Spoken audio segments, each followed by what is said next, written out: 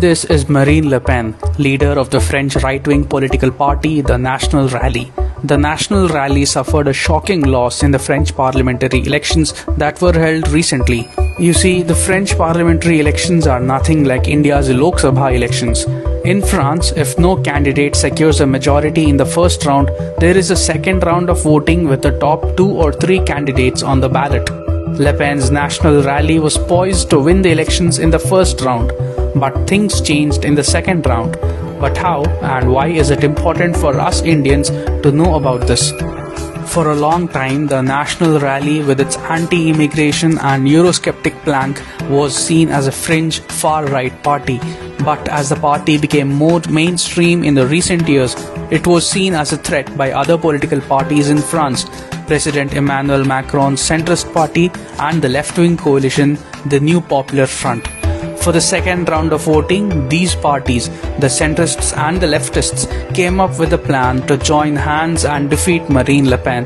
To prevent splitting of votes, the centrists and leftists withdrew some of their candidates so as to consolidate their votes and beat the National Rally.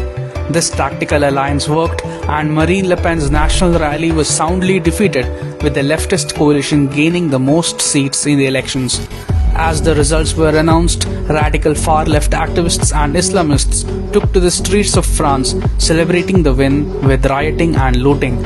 In some celebrations on the streets, even Palestinian flags were waved, signifying how liberal government policies, combined with rapid demographic change in the country, have transformed France's politics and its society forever.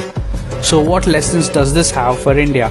The tactical alliance of the centrist and leftist parties to defeat the right-wing National Rally is eerily similar to how the Congress came together with other regional parties in the opposition in the Lok Sabha elections, except that the Congress and its allies failed.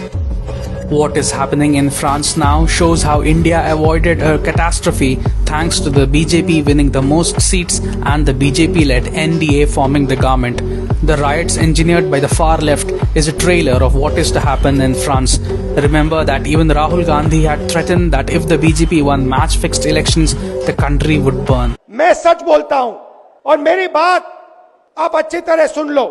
अगर हिंदुस्तान में match fixing का चुनाव BJP जीते और उसके बाद संविधान को उन्होंने बदला, तो इस पूरे देश में आग लगने जा रही है। जो मैंने कहा याद रखो, ये देश नहीं बचेगा।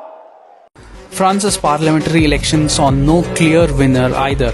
No party or coalition won enough seats to claim an absolute majority in France's National Assembly, and there is no clarity on who the Prime Minister will be. A similar political crisis would have happened in India if the Congress-led INDI alliance had won.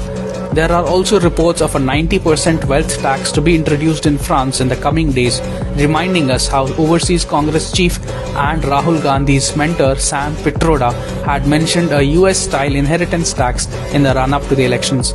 Riots, a weak and unstable government, higher taxes. India escaped all this and more because PM Modi won the elections. This is what we Indians must learn from the mistakes of the French people.